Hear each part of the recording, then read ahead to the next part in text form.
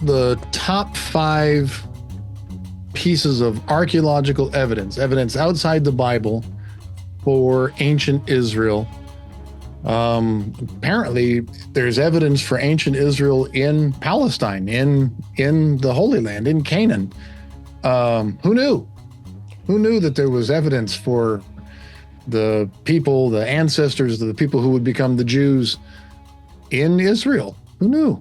Well, this is a commonly requested, asked about, searched topic. So we're jumping into the deep end today here on Bible and Archaeology. Maybe not the end all be all top 5, but 5 frequently searched for, asked about, debated, questioned pieces of evidence relating to, as Bob said, ancient Israel. Now, again, this is not every piece of evidence. These are 5 that we've picked to talk about today. So if you have questions and you're like, you didn't touch on this one, email us, put it in the comments. We can come back to more later. We're starting with 5 because there's way too many things and corners to get into to cover it all at one time. Believe it or not, there's more, but we're just going to do the top 5.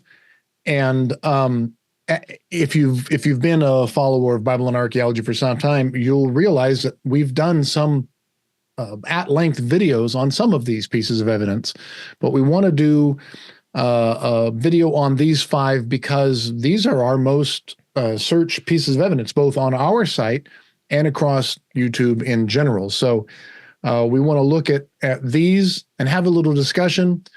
What do they say? What do they not say? What do they mean? How are they important? How are they misused? Mm-hmm. And we'll walk through them. But before we do, all the ways to find us. Yeah. Where can people find us, Jordan? You can always find us at our website, Bible and Archaeology. You can find us on Patreon at Excavator on Patreon. Our email address down below for questions, comments, positive and negative feedback, depending on how you feel about today. A reminder that next week, the first Friday of every month, we'll have Bible and Archaeology live, the Friday free-for-all. You can come and ask your questions live for us or for Bob to answer. So keep a lookout for that here on YouTube next Friday, Bible and Archaeology live. But today, let's get right in. And a thing I think we should set up in the beginning as well is these are not some of the debated, is this a legitimate or illegitimate find? We're talking about 5 pieces of established archaeology. We're not getting into the corners of disputed finds, trash heap finds, what is this or what isn't this? We're leaving those aside. That's not where we're going. We're looking at certified, well-respected pieces of archaeological evidence today. Yeah, no Mount Ebal stuff, no made up things. And hey, look, I think this, none of that. But before we get started, I want to say 2 thank yous. One, to all of our Patreons, those of you who are patrons of the site, and you are welcome to become a patron of our site. You can go to patreon.com/excavator. And again, for the price of a cup of coffee, not even an expensive cup of coffee, not one of those fancy ones, for a regular cup of coffee, you can help us do what we're doing and support our site. Again, patreon.com/XKV8R. And I want to say another thank you to Angel Hernandez for retiring. Thank you, Angel, for retiring and getting out of the game of baseball. I tried to call Angel Hernandez to congratulate him on his retirement, but he missed the call. I kept calling him and he kept missing the call over and over. So anyways. That's such a bad joke. I mean, it's perfect. It's a horrible joke. It's the perfect joke, but it's so bad. It's an accurate joke. It is. He does miss a lot of calls. Yeah, not anymore. Anyways, did you hear Rich Eisen's podcast on this? He said instead of just retiring overnight, he should have announced his retirement at the end of the year, and then he should have had like a retirement tour like Kareem, or like Jeter, and gone from stadium to stadium, and then they could have given them like eye charts, and they could have had, it could have been sponsored by Lens Crafters and stuff. That would have been great. They should have done that. He could have been a good sport about it. And, they majorly. That's not his nature. No, that's not his nature. That's the problem with him. Anyways, sorry. Thank you. Thank you for retiring. Well, let's jump right into the meat of things. And we're going to do a little layout up first in case you're thinking. You said we're talking about 5. What are the 5 that we're going to get into today? Today, we're going to be talking about the Merneptah Stele, the Tel Dan Inscription, the Moabite stone, or also known as the Mesha stone, Sennacherib's Prism, and the Cyrus Cylinder. So, Bob, we're going to move through these chronologically here, and let's start with the first, the Merneptah Stele. So, definition up front. What is this? What do we need to know about it? So this is a 10-foot high stela, right? This is just, by the way, this word stele, stela, it's an anglicization of this word, but it's all the same thing. It's a big, large inscription, right? It's a giant piece of rock. It's a big piece of flat rock that's been prepared for an inscription. That's what it is. It's a monumental inscription. So it's a stele. You'll hear scholars pronounce it as a stele, a stela, a stele. You'll hear it all the time. Everybody pronounces it a different way, but that's what it is. It's called the Israel stele or the Victory stele. It dates from about 1213 to 1203. So it's a 13th century BCE inscription. And it's written by the Pharaoh Merneptah, the Egyptian Pharaoh Merneptah. And he does what most leaders do, most kings do. He's bragging. So this is a braggy brag stele. He's talking about one of his conquests of peoples, and he's talking about, this great campaign and all of the peoples that he conquered. And so you have to take with a grain of salt, did he really conquer all these people? But okay, what's important here is the people that he's mentioning. So he's mentioning these people. Remember, Merneptah ruled for about a decade. From, this is the late 13th century, 1213 to 1203. We think that the stele's made about 1205 BCE. So Before we're his talking death. 13th century BCE. Now, why is this thing important? Why is everybody always talking about it? Why did somebody come through and rub out the bottom, of it? By the way, this is one of those inscriptions where it's actually been rubbed out at the bottom because it has a pretty fun word there at the bottom. What does it say? This is, yes, you mentioned here it's right. Merneptah, but it also gets called the Israel stele. And so we need to talk about first what it does, just if we're going to read it, what does it say before we can get into the how has this been used for arguments part of it. And so we're not going to read the whole thing. As you said, he goes on and on talking about his victory. I'm so good. I'm so great. I conquered all of these peoples. And as he's giving this description, the part that we want to focus on here is he says he plundered Canaan with every evil, carried off is Ashkelon, seized upon is Gezer, Yanoam is made non-existent, Israel is laid waste, its seed is no more. And so that's the section that usually gets people's attention. And so in this, we have references to sites that you're probably familiar with, places like Ashkelon. But that one word that really gets people's eyebrows perked up is Israel. Israel is laid waste. Its seed is no more. And this is written in hieroglyphics. And that's an important part of how we're understanding here. Because, Bob, can we talk through with these places and then Israel? Are we talking all about cities here? Or what exactly is this saying regarding the differences? Yeah, now this is important. First of all, keep in mind that he's talking about a campaign. And so he's listing places all the way up to the Hittite kingdoms, right? He talks about Hattai. He's talking about how they are pacified. He's talking about Canaan, right? And then he goes through and lists the specific peoples of Canaan. Yes. Okay. It's like his hit list. I came through and I blew up everybody's city. I ruined everybody. Here's all the names. And let me tell you who they are specifically. And he mentions Ashkelon, and he mentions Yanoam, right? And he mentions Israel. And what's interesting about Israel is that the marker, what's called a determinative, what's listed next to it is not the marker for a city. It's not the marker for a place, but it's the marker for a people. And so you have the people marker, a foreign people marker at that, not a city, not a land, that's used to describe Israel. And so this is the earliest attestation of Israel that we have here in the Merneptah Stele. And the location and the brevity of the line means it's almost a parenthetical comment. He's basically saying, by the way, we beat these people. We wiped them out. Now, he didn't clearly wipe them out. It's a bragging list. But the fact that he mentions them is a big deal. And the fact that he mentions them as a people, as this, now you could say that it's a nomadic people, that they haven't established a city yet, or this can be interpreted as they're a people of, let's say, the highlands. They're a people that still, they haven't established a people. They're still kind of working in the highlands, or they haven't gone down and built up a city yet, right?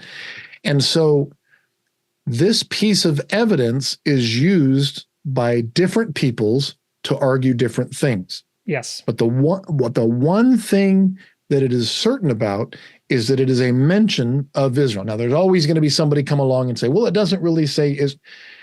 Okay, there's always somebody comes along, but you can see the list coming down, and you've got these place names, and then you've got this people called Israel that is clearly mentioned in the 13th century in Canaan.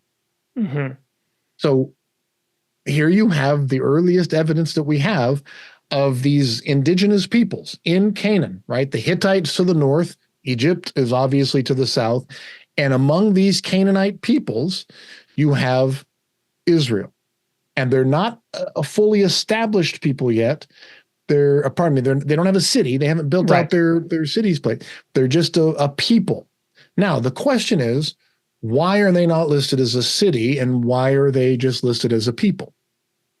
And this is one of the places where it'd be great if it said more, but we are dealing with, we've got limited information if we're going off of what does it say, which I think is, as we're doing this here, we're establishing first for everybody, what does this say? And then getting into some of this, how has it been used? Because with just what it says, we're not given a whole lot. As you said, it's kind of this brief mention to this. A lot of times this gets talked about with connections to what are the Habiru? Is there, there's always that trend of people are these connected? These things get lumped together with what's the identity? Who are they really talking about? But we do have a reference to Israel as a people. Their seed is gone, which is not end up being true, just like he didn't totally destroy all of these other cities. But a very important early reference. But as you mentioned, this isn't like a kingdom reference, which is one of the points that sometimes for people that want to marshal this as evidence, it does run into an issue with that literal, a biblical literalist or a maximalist reading of the chronology for when things are supposed to be getting set up. Right, Bob? Yeah. So what you get is one reading of this could be, well, look, the Bible says that the Hebrews wandered around in the desert, and then they marched in and they conquered this land, and they haven't yet set up Saul and the kingdom. So this is the period of the judges, and so they're still tribal, and they haven't. So this is clearly a reference to that. See, this proves the period of the judges. See, this proves that what the Bible is saying is they haven't yet set up their kingdom. They're just a wandering people. They must have just destroyed Jericho, and they must have just. And so see evidence of that. That's one argument that you can make. The other argument that archaeologists make is, look, the archaeology coming out of Israel for the past 60, 70 years is that the people who would become the Israelites were Canaanites. They were just always Canaanites. We don't see the breaks in the pottery. The things that we find out of these Israelites was that they were Canaanites, and that they were moving around. There was some migration. Yes, there were some people coming in and some people leaving, but they were moving across to Jordan. But they were essentially tribing up, if you can use that term, and they were starting to distinguish themselves among as tribes, this little group of Israelites, and distinguishing themselves from others.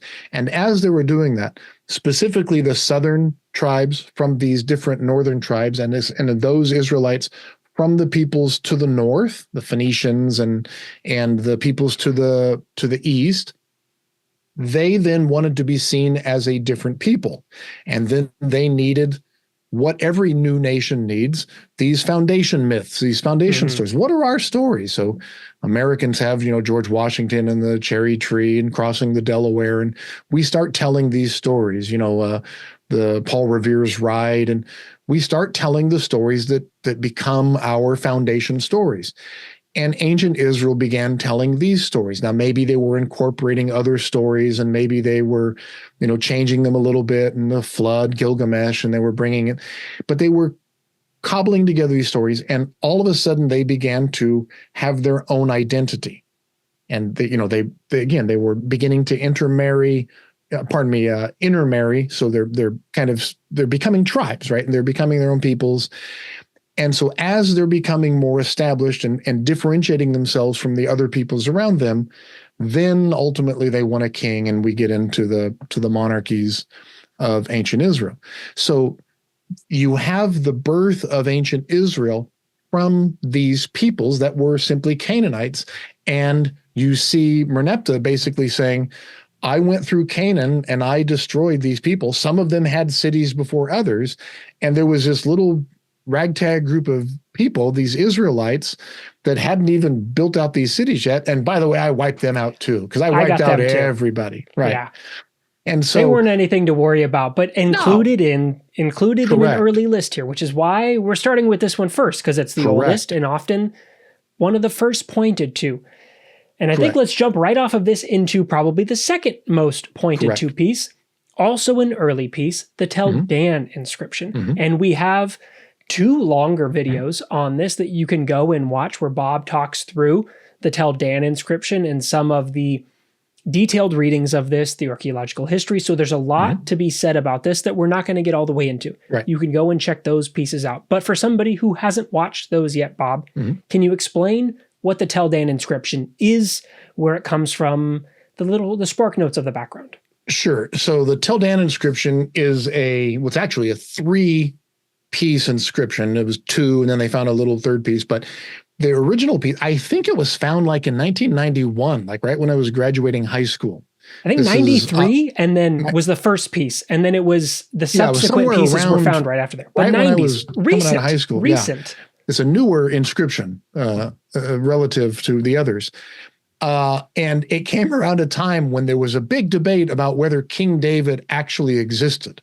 So did King David and Solomon, or were they part of this foundation myth, right? So Adam and Eve, as mythological figures, they're part of the early, the primordial history, Noah and, Abraham, Isaac, and Jacob. Okay, maybe, but we don't have any evidence for them. Okay, but we certainly know that Hezekiah existed. We'll get to that. And we certainly know that the kings existed. So how far back can you go with the kings? And the debate was, did King David exist? And then one day, Avi Biran is digging up at Tel Dan, and they find this piece of pavement, and they flip it over, and lo and behold, they find this inscription. And what it is essentially a 9th or 8th century BCE inscription written in Aramaic by a foreign king, basically bragging about people that he's conquered. So it's not a flattering inscription. It's not a flattering inscription for Israel. The first 2 come in ways that, they wouldn't want this to be their earliest record. No. Both of the oldest that we have to date. Something could always be found tomorrow. But so far, the earliest references come in the lists of, I smacked these people around, here's who I beat down. So Tel Dan falls into that same category. And this is what you would expect from a nascent peoples, right? It's a young little country, and they're trying to establish themselves, and they'll get conquered by somebody else. And so what's interesting about this is that you have a reference, 2 lines, one to the king of Israel. So you've got a clear reference to the king of Israel, to Israel. And then you've got a reference to the Beit David. So this is to the house of David. And then everybody went, oh my gosh, look, it proves that David existed. And then we got to take a step back here. Now, when this first was discovered, there was this school of folks, the minimalists, right, who said, that's not what it says. It's my house of my uncle, or it's a, and they came up with every possible, even though it's right there next to Israel, right, Israel and David. But they said this, hey, it's a forgery. He salted the site, right? This is a forgery. And then they came back the next year and found the next piece that goes with it. And it's like, it's all in situ. So it's not a forgery. And then they said, well, it doesn't say what you think it says. And this is a legit discovery. And there was this debate about whether or not David existed. And then you find this thing and it's like, okay, we can we're pretty sure that David existed, but we have to say it in this way. A foreign king conquered a people that referred to itself as the house of David, meaning this people in the 8th century, let's say BCE, called itself the house or the descendants of David. So that doesn't prove, factually, 100% that King David existed, but it sure is a pretty good piece of evidence that these people saw themselves as the descendants of King David, that they are the house of David, which corresponds to the biblical story of Judah and the house of David, right? The tribes of the south, and then Israel in the north. And this is, we just talking about some of the ancestor narratives where we don't have evidence and what do we want to say or not, that I think this one, it's so difficult because it's easy to understand it being read in both ways. Well, why are we comfortable saying Abraham, that's a claimed ancestor that, yes, you're going to say that this is who you are. We don't have evidence to see House of David and say we're going to put this in the same way. But at the same time, we've got Israel mentioned here, that this sits on a difficult balance point where what does it say? It says something important, but it also doesn't say so much that we can make a definitive claim one way or another, because it doesn't then, there isn't a photo stapled to the back that says, hi, this is a photo of David. I am David, the ancestor of the house of David. So there's always, as with everything in archaeology, interpretation that comes into this, and establishing what it does say and what's interpreted from what it says, I think is really, really important for the broader conversation of evidence here that we're talking about. Right. And it's not an inscription written by David or claiming to be written by David. It's an inscription written by somebody else that is claiming to have conquered or to have handled, to have the king of Israel and the house of David. So while it's not direct evidence that David existed, it is evidence a couple of centuries later that there were two peoples that referred to themselves as Israel, the northern kingdom, and the house of David, a smaller kingdom that saw itself as the descendants of David or the people of this King David. And that sure does correspond well to the biblical story, which is a pretty good piece of circumstantial evidence for the existence of David.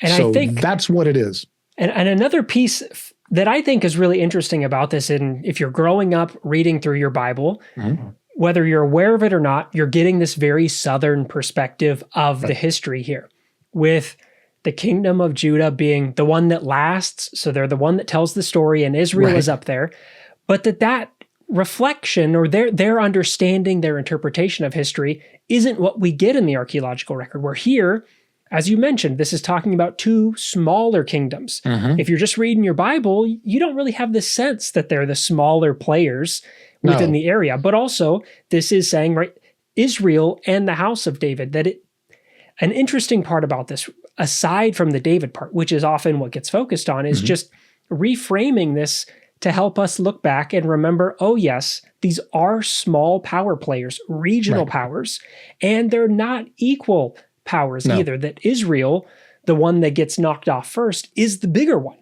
And we see that in the names here, I think, too. Israel's mentioned first. Israel, and if you study this long enough, Israel's the big kingdom, the important kingdom. They're the one that gets attacked first because they're the one that's the biggest threat. And Judah survives for so long because it's way up in the hills. And why do I worry really about want to them? go up there and attack these guys? It's just, what do they got? They don't, they don't really, I've got to make a point. And so Nebuchadnezzar eventually goes up there, but Israel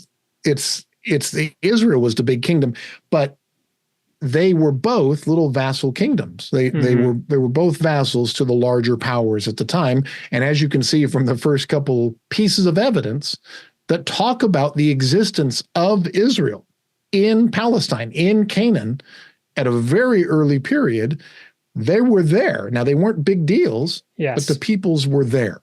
They were there, but not the mega superpower that Correct. if you're reading through Kings, you might think that the storytellers, Right, the image right. that they're giving you, they're pushing their particular view on things.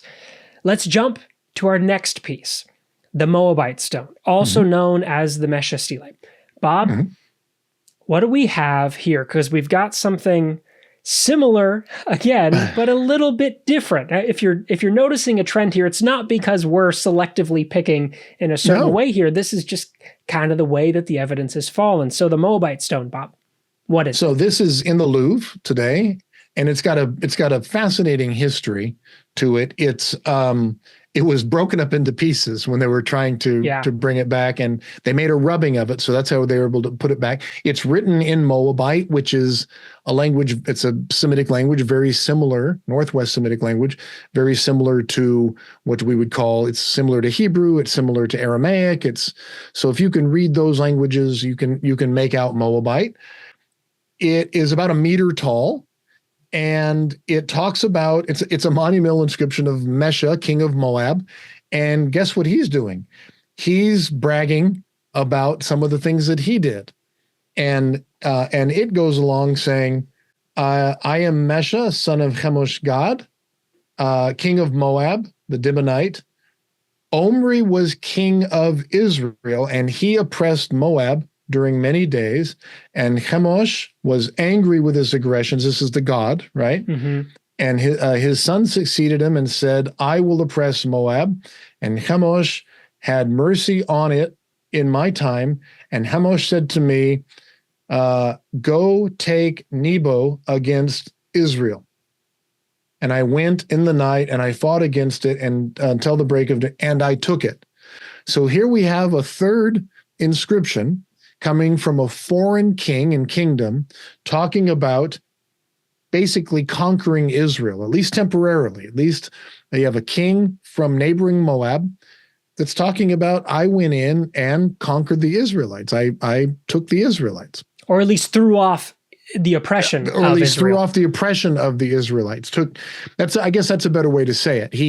The Israelites had come and oppressed Moab, and he threw off that oppression. Well, and here we're moving into smaller regional struggles, because before, when we were talking about Egypt, we're talking about a big power looking down its nose and saying, here's a little people that I smacked around. With Moab here and Israel, we're starting to move to more a level playing field between these, and Israel had been oppressing, and Moab is saying, again, we got a reference here to Israel, but saying I threw them off.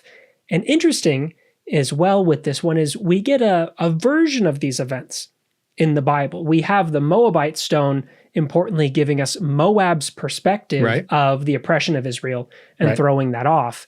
But 2 Kings gives us a different version of what it describes as the rebellion of Moab from under Israel and how things go. So, Bob, what exactly is the difference here between the Moabite stone version of this and the 2 Kings rendition? Yeah. So, I mean, if we have the text of 2 Kings, this is 2 Kings 3:4-8. Now, King Mesha of Moab was a sheep breeder who used to deliver to the king of Israel 100,000 lambs and the wool of 100,000 rams. So this basically means he's paying tribute to Israel. But when Ahab died, the king of Moab rebelled against the king of Israel. So he's basically trying to throw off this tribute that he has to pay. So King Jehoram marched out of Samaria at the time and mustered all Israel. And he went and sent word to King Jehoshaphat of Judah, the king of Moab has rebelled against me. Will you go with me to battle against Moab? And he said, I will. I am with you. My people are your people. My horses are your horses. By where shall we march? And he says, by the wilderness of Edom. So basically, you have a biblical reference that says that Moab is rebelling against Israel. Mm-hmm. Now, it doesn't necessarily say the outcome here, but it says that Israel and Judah are coming together and going to try to take on Moab, because Moab has basically rebelled against, not necessarily destroyed Israel, but they're no longer going to pay tribute to Israel. And I think we should jump down to verse 26 as well, because we've got that set up there, which I think is really interesting because it does give us this confirmation of they are in a vassal state between these two. It confirms that Moabite Stone and Bible are on the same page, that there is a rebellion that happens, same page, some fighting that happens, same page. But the difference of kind of like, how does this end up playing out? The Bible's version of events, I think, is very interesting when we're reading the Moabite Stone, because Moabite Stone comes in and says, Chemosh gave this to me. We threw them off. I am victorious. And maybe not surprisingly, the Bible doesn't fully agree with that. Right. Or maybe it does. I mean, maybe it is a little bit on the same page. Yeah. Verse 26 says, when the king of Moab saw that the battle was going against him, he took with him 700 swordsmen to break through opposite the king of Edom, but they could not. Then he took his firstborn son, who was to succeed him, and offered him as a burnt offering on the wall. And great wrath came upon Israel, so they withdrew from him and returned to their own land. Whoa, a little bit to unpack here, right? So it looks like Moab wasn't doing so well in this battle, and Israel was about to take them. And the king basically said, well, I need to do what was not uncommon at the time, and that is you make a sacrifice to your God, and that sacrifice is your firstborn son. Now, we have talked about this in other videos, but it was a common practice to sacrifice your firstborn. Hey, by the way, this was probably done in early ancient Israel as well, before you get the text that says you will redeem your firstborn son with an animal. He does this. And what's interesting is it works. It works. Right? Because after he sacrifices his firstborn son, this great wrath comes from their God upon Israel, and Israel has to return. Israel has to withdraw. Confirming the Moabite Stone's version of events that they were successful, but the shift of how it works is interesting because it's not, I guess, maybe it's not fully what you would expect. It doesn't just like make an excuse of, and we allowed them to go out. I think it's really interesting that it says like they made the child sacrifice. It worked. A wrath came upon us and we got chased away. It's right. It's such an interesting shift of acknowledging the power of the sacrifice, the power potentially of a foreign god to drive you away, as well as acknowledging, yes, the Moabite Stone's version of saying it got out is correct, that these two make an interesting read together that is uncomfortable. Yeah, it's the Moabite Stone doesn't mention, to my knowledge, anything about the sacrifice of the son. Here's what I had to do in order to get Chemosh to do this. And the Hebrew Bible is saying, by the way, here's what they had to do in order to win. By the way, it worked. And so they're both kind of concealing and conceding things. But what you actually end up having is Moab defeating Israel. Yeah. Right?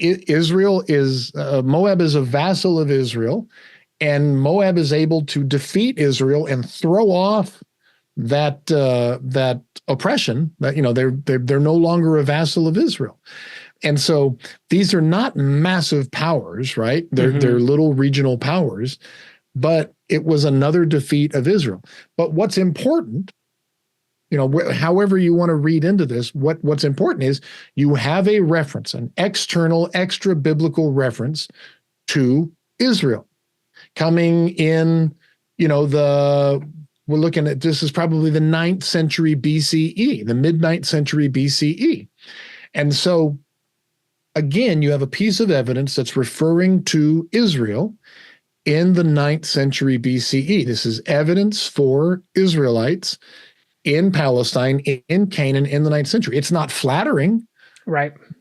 But it is evidence of, you had it in the 13th century. You've got a piece in the 9th century. Here you've got another piece in the 9th century of these peoples and their kingdoms established in Palestine. And I think there's one point I want to drop in here before we move on to our next one, that if you're listening through this, you may have heard before, regarding a potential reference to the house of David in this inscription. And this is something that, because of the broken nature of it, some people read an unclear reading or a fragmented reading at the bottom to say, maybe there's a house of David reference here. This isn't a consensus opinion. There's some that say this might be, there's some that say this may not be. So if you're thinking through and you're looking back at the Tel Dan part we just talked about and saying, I thought there was one more, this is the one that gets pointed to by some, but not a consensus opinion, but is something that we want to mention before moving on to maybe a more flattering, not quite flattering, but in the same vein of where we have been, Sennacherib's Prism. Right. So this is a late 8th, early 7th century prism. And it's a chronicle, essentially, from the Neo-Assyrian king Sennacherib. And he's talking about his campaigns through the same region. Shocker. Right. And he's basically talking about all of the peoples that he's defeated. And one of the peoples that he's defeated he claims to go up and address is Hezekiah, King Hezekiah in Jerusalem. And what's interesting about this actually is corroborated by the story that we have a parallel of in 2 Kings 18 and Isaiah 36. Now, if you have two Bibles, you can take 2 Kings 18 through 20 and Isaiah 36 through 39 and lay them side by side, and you almost get identical stories. So somebody copied somebody, right? And they made a little changes here and there, but it's like putting Matthew and Mark next to each other, and it's almost the same story. So you're reading 2 Kings 18 and you're reading Isaiah 36, and you get a story that is incredibly similar, or at least can be corroborated by the story that we read in Sennacherib and in this prism. And what does it say?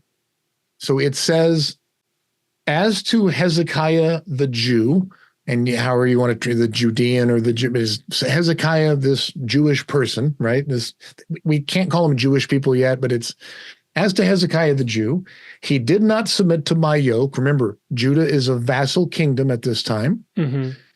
Himself I made a prisoner in Jerusalem. So now here's the reference to this Judahite person. Let's call him a Judahite. This Judahite person, King Hezekiah in Jerusalem. This is the late 8th century.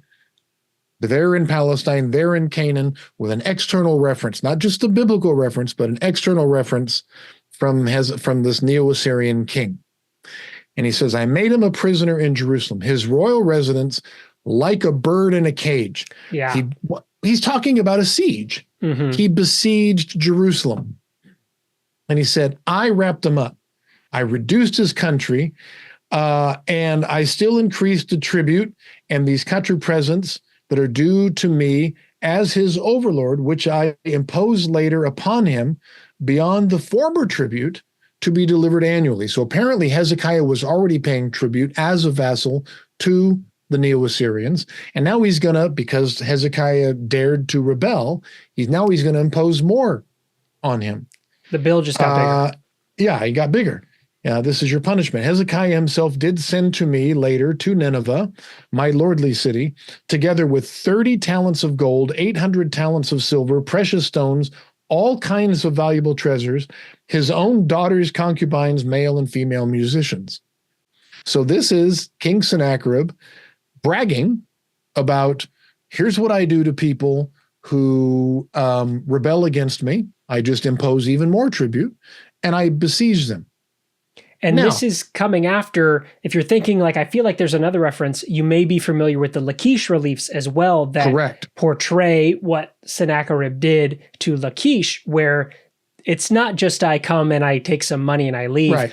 That shows the sacking of the city that happens. And then Sennacherib turns around to Jerusalem and says, hey, you see what I do? You want to pay the bill, or do you want to walk away today? What do you want to do?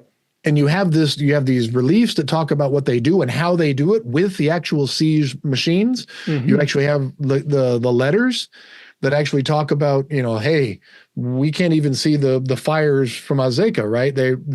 They light up these lights when they're being attacked, and just like you saw, was it Lord of the Rings? Yeah, the beacons. They light up the flames, the beacons, mm-hmm. and to let them know we're under attack. And they said, we can't see them. We think they already got them. Here they come, right? So you have this evidence of what the Assyrians would do if you try to rebel. When they attack, they put the city under siege. Now, what does Hezekiah not say? He doesn't say that he sacked Jerusalem. Mm-hmm. What he says is he put it under siege and Hezekiah paid him off. That's what it says. So now if we go into 2 Kings 18. Yeah, let's do our comparative reading here. Yeah, we read 2 Kings 18. Let's see what that says, because we might see something that maybe corroborates this. Maybe it's different. Maybe it's the same.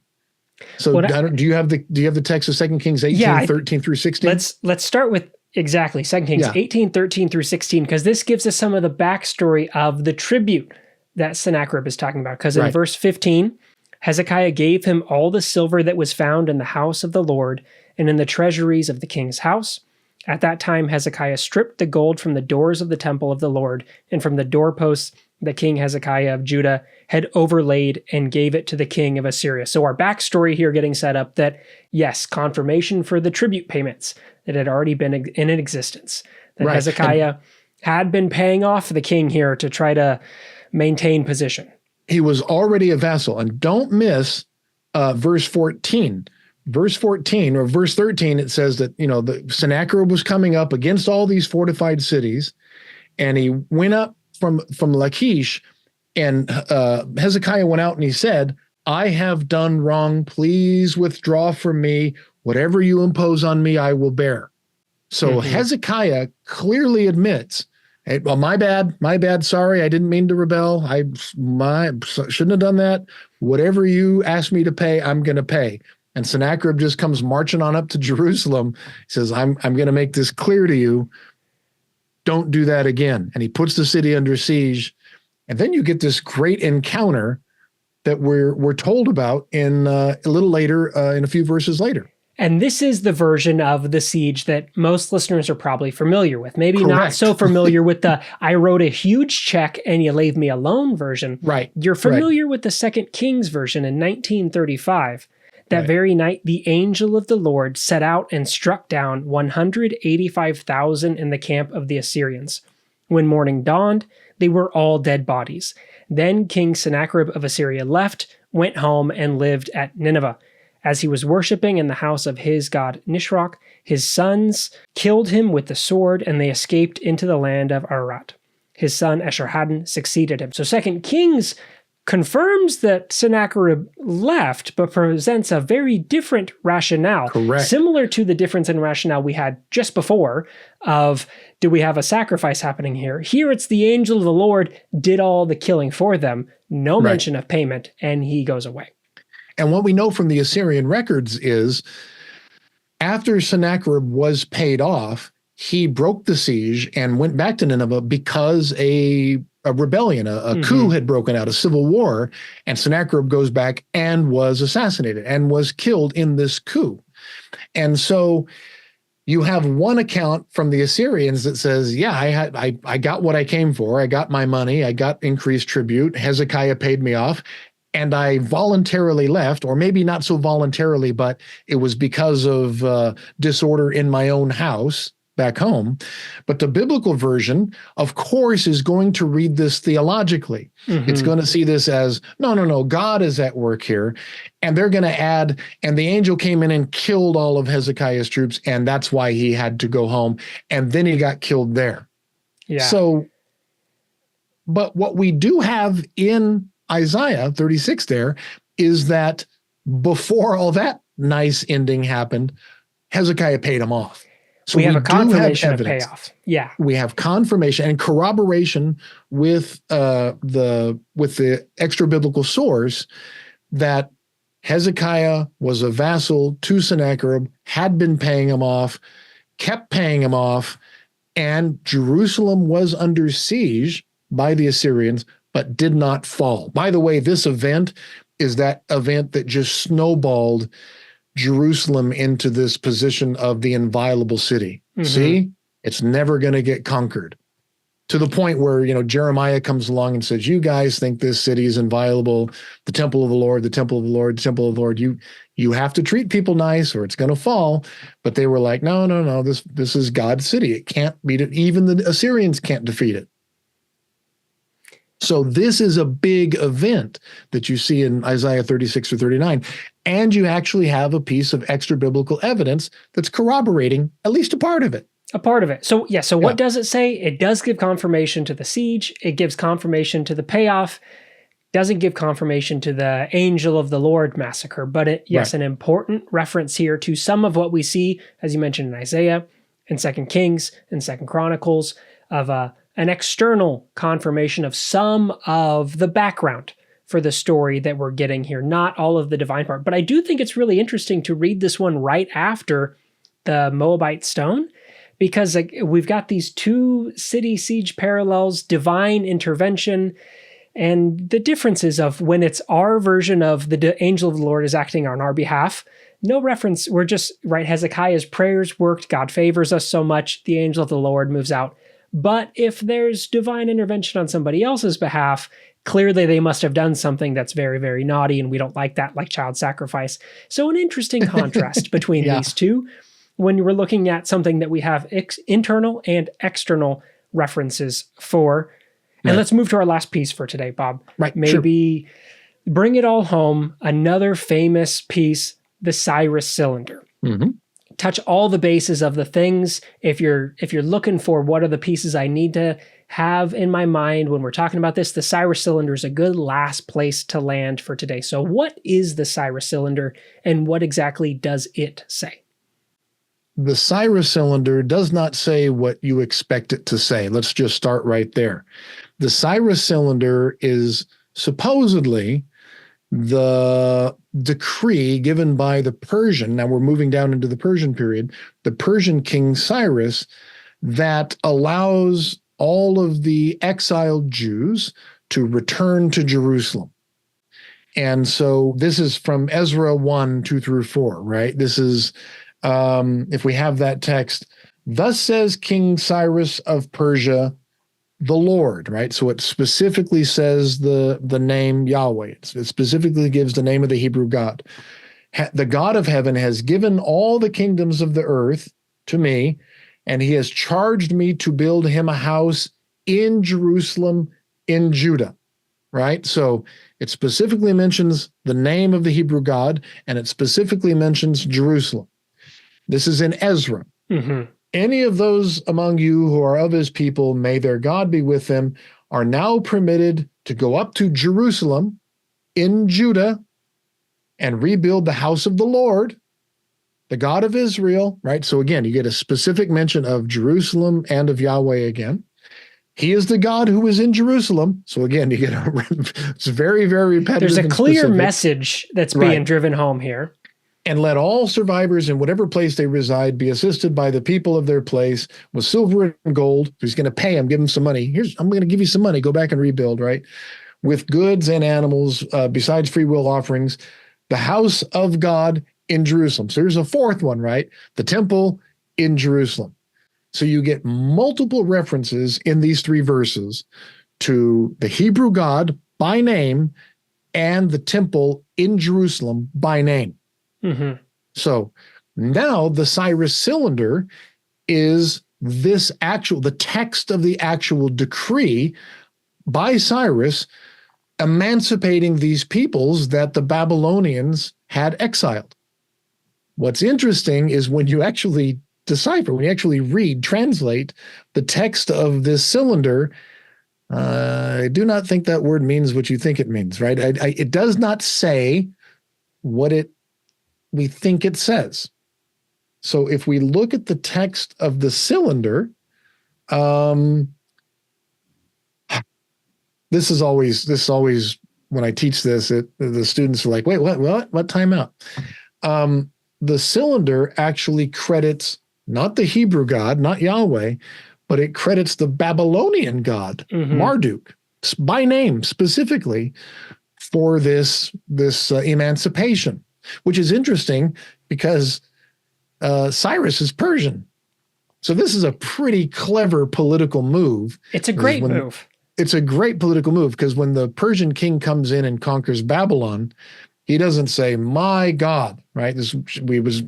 Ahura Mazda, right? My God allowed me to conquer your people and your God. What he does is he says, hey, your God invited me to come in here and conquer. What are they going to say, right? Well, no, he didn't, right? No, he's giving credit to the Babylonian God. So he says, the text of this cylinder says, Marduk, the great Lord who nurtures his people, saw with pleasure this is Cyrus's, fine deeds and true heart, and ordered that he should go to Babylon. He had him take the road to Tintu, this is to Babylon, and like a friend and a companion, right? He walked at his side. So basically he's saying, your God, Marduk, came and like a true friend walked by my side and said, come, conquer Babylon, right? And what's interesting is that the Cyrus cylinder never once gives credit to Yahweh. It gives credit to Marduk, and it never once mentions Jerusalem. It's a general emancipation of all captives. It just doesn't mention Jerusalem. So when you go through and look at the actual text of the Cyrus cylinder, and I can skip through. We can put the text up on the screen there, but when you listen to the text, it says, and as for the citizens of Babylon, and it's Nabonidus, whom he had made subservient in a matter unsuited for them against it. So all these people who were forced to come to Babylon, I release them from their weariness and loosen their burden. The great Lord Marduk rejoiced in my deeds. And then he mentions some of these people, right? Ashur, Susa, Agade, Eshnuna, some of these other cities, but he never mentions Jerusalem. And I returned these sanctuaries, the images that had been in them. I made their dwellings permanent. So I rebuilt some of their temples, but it never mentions Jerusalem. And so if you're go ahead. If you're sitting here and you're thinking, I thought this was an episode on evidence 4. Why are you tagging the Cyrus cylinder here at the end? This is one of those where I think it's really important to know, again, what does it really say? Because if you're just familiar with Ezra's version, we have a parallel in some of the, as you said, emancipation side of this, which is a very different thing than we've been getting before. This isn't just an I conquered list. This is an I'm letting go home list. Right. But the Cyrus cylinder is one that people usually think, because of Ezra, is going to say all of these things when it really doesn't. Correct. It does confirm some of the return policies that we see in the Bible, but doesn't have all this naming stuff that we have in the Bible. That's right. So yes, it's true that the Persians, King Cyrus, allowed a decree to go forth that basically said, what are all these foreign peoples doing here? Go home, get out of here. I don't want you here. Here's some money. Get out of here, right? Yes, that's true.